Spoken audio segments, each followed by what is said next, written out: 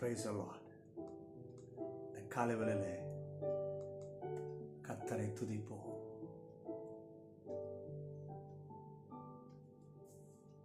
அவர் இரக்கமுள்ளவர், மனமுருக்கமுள்ளவர், நீடிய சாந்தம் உள்ளவர். இந்த காலையை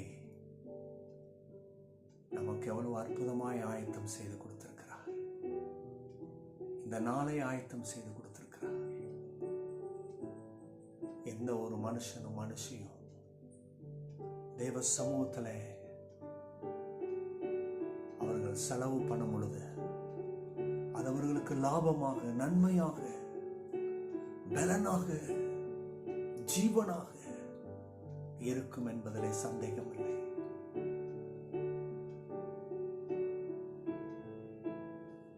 இன்னைக்கு ஒருவேளை பலவிதமான சூழ்நிலைகள் உங்களை நெருக்கிக் கொண்டிருக்கலாம். எப்படி செய்து முடிக்க போறேன்? எப்படி வழி உண்டாகும்?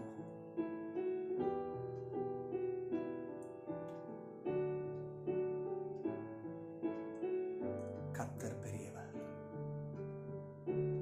நீங்க ஒன்றுக்கும் கவலைப்படாம தேவ சமூகத்திலே உங்களை அர்ப்பணித்து, இயேசுவே நான் அர்ப்பணிக்கிறேன், எனக்கு நீர் வேண்டும், என்னை நீ நடத்தும். Here I am to bow down, here I am to say that you are my God. Oh, altogether worthy, altogether wonderful to me. Oh, Shalom. Oh, Jesus, தரை மட்டும் தாழ்த்தி இயேசுவே என்று சொல்லி அர்ப்பணிப்போமா?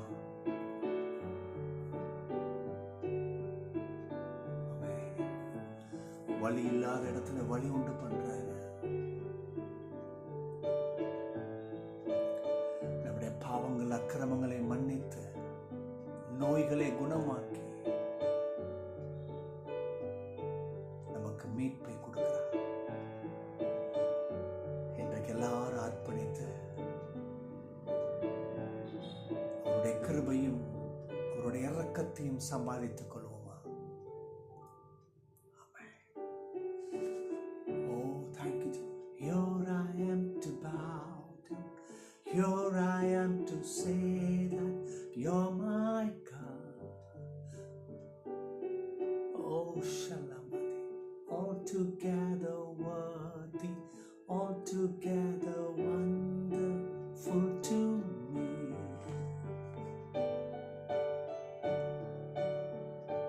அப்படியே தரை மட்டும் தாழ்த்தி அர்ப்பணிப்போம். தேவ சமூகத்தில் உங்களை அர்ப்பணிக்கும் பொழுது ஜெயம் உண்டாகும். அர்ப்பணிப்பு அவசியம். Your submission is very important. Hallelujah. இயேசுவே, நீர் பேசும், நீர் பேசும். எங்களை அர்ப்பணிக்கிறோம். ஆமென், ஆமென். இன்றைக்கும் கர்த்தர் நம்மத்திலே பெரிய காரியங்களை செய்வார். இந்த புதிய நாளை கொடுத்திருக்கிறார், நோக்கத்தோடு கூட கொடுத்திருக்கிறார். கண்டிப்பாக நிறைவேற்றுவார். வாழ்க்கையில் இருக்கிற தடுமாற்றங்கள், போராட்டங்கள், நெருக்கங்கள் எல்லாத்தையும் தாண்டி செல்வோம்.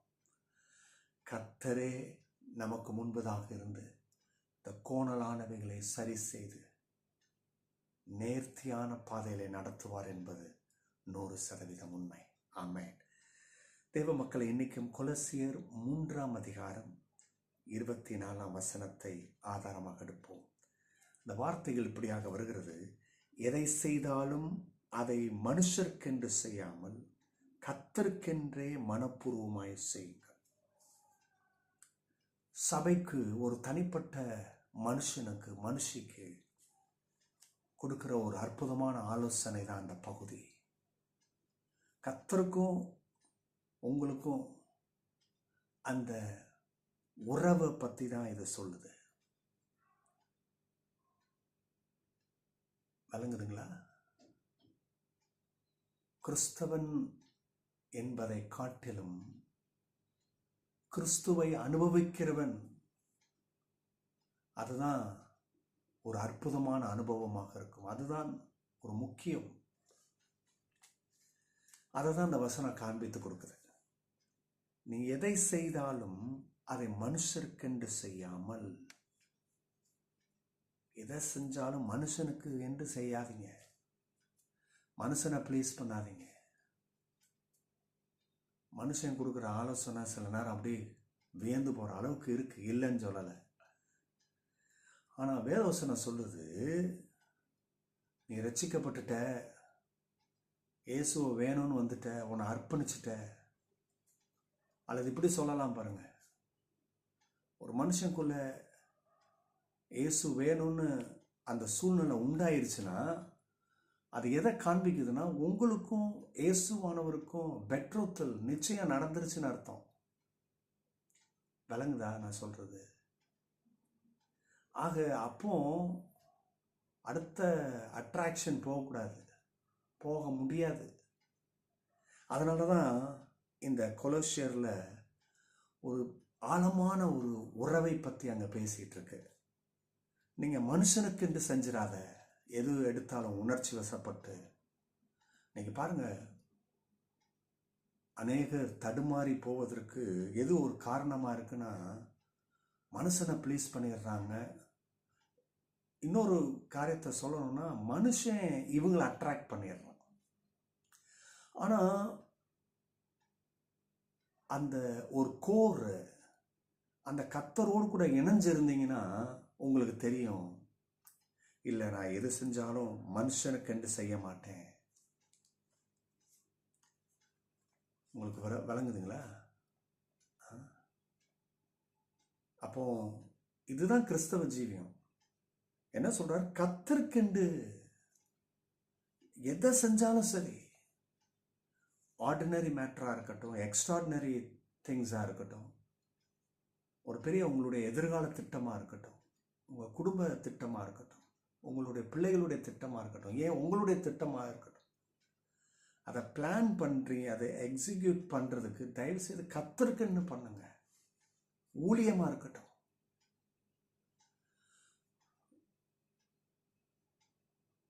இந்த காரியம் இன்னும் வளர்ச்சி பெறலையே, முன்னேற்றத்தில் இல்லையே, ஊழியத்தில் ஒரு வளர்ச்சி இல்லையே, அதை கர்த்தர் பார்த்துக்குவார்.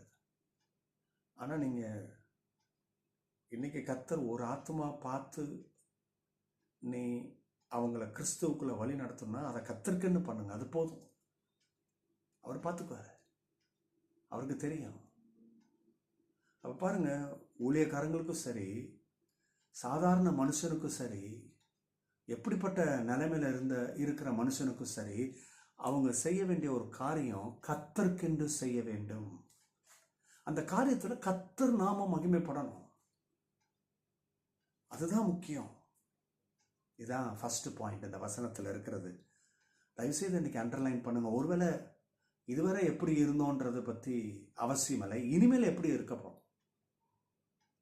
ஒருவேளை கடந்த நிமிஷம் முதற்கொண்டு, நொடி முதற்கொண்டு நம்ம மனுஷனுக்கென்று வாழ்ந்திருக்கலாம், அவனுடைய திட்டத்தை நம்ம மனதில் வச்சுட்டு அதை தீர்மானிச்சிருக்கலாம், ஓகே. ஆனால் இப்போ இந்த வசனத்தை வாசிக்கிறீங்க, கர்த்தர் உங்கள்கிட்ட பேசிகிட்டு இருக்கிறார். என்னுடைய குரலை அவர் எடுத்து பயன்படுத்துகிறார் ஒழிய இது கடவுள் பேசி கொண்டிருக்கிறார். கர்த்தருக்கென்று அடுத்த ஒரு பகுதி பாருங்க, மனப்பூர்வமாய் செய்யுங்கள், மனப்பூர்வமாய் செய்யுங்கள், ஃபுல்ஃபில்லா செய்யுங்க, ஆசையா செய்யுங்க, ஏனோதானு செய்யாதீங்க. 3 காரியத்தை வேதத்திலிருந்து சொல்லிட்டு முடிக்க விரும்புகிறேன். ஒன்று பாருங்க, எதை செய்தாலும்ன்றது அந்த வார்த்தை மட்டும் எடுத்துட்டீங்கன்னா, நோவா பாருங்க, எதை செஞ்சாலும் பேழையை செய்யின்னு சொல்லிட்டாரு. அந்த பேழைக்கு என்ன தேவை? மரம் அவசியம், அந்த பேழைக்கு கீழே அவசியம், அந்த அந்த மரங்களை இணைக்கிறதுக்கு சில காரியங்கள் அவசியம்.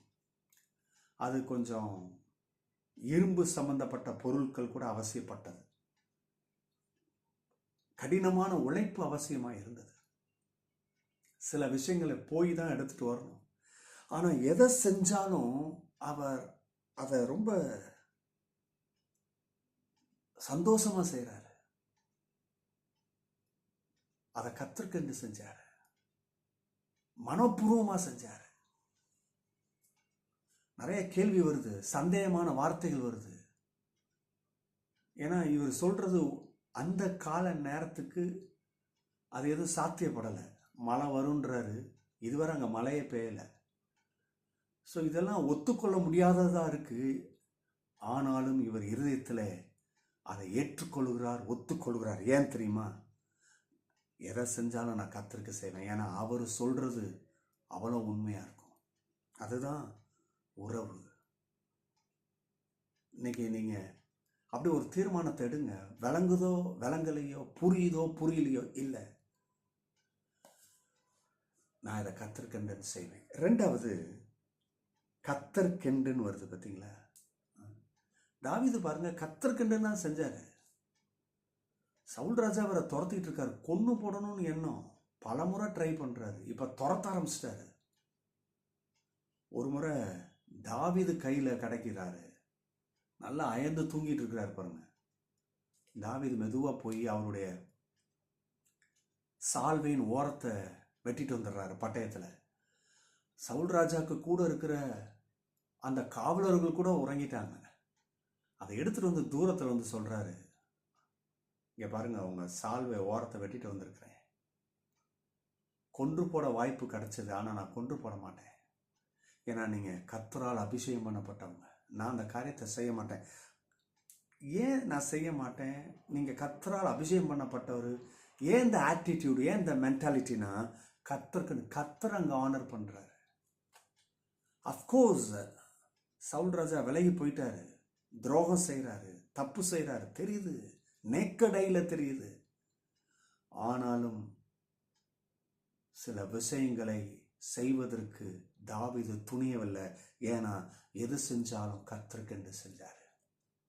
கடைசியா மூணாவது, மனப்பூர்வமாய், ஹோல் ஹார்ட்டட். நெகேமியா பாருங்க, அதை இடிஞ்சு போன அந்த அலங்கத்தை கட்டணும்னு ஆசை வந்தது என்னன்னா அந்த மனப்பூர்வங்க இல்லை.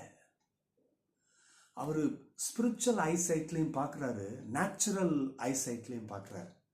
ஒரு கோட்டை, ஒரு கதவு ஒரு தேசத்தின் மக்களுக்கு எவ்வளோ பெரிய பாதுகாப்பு.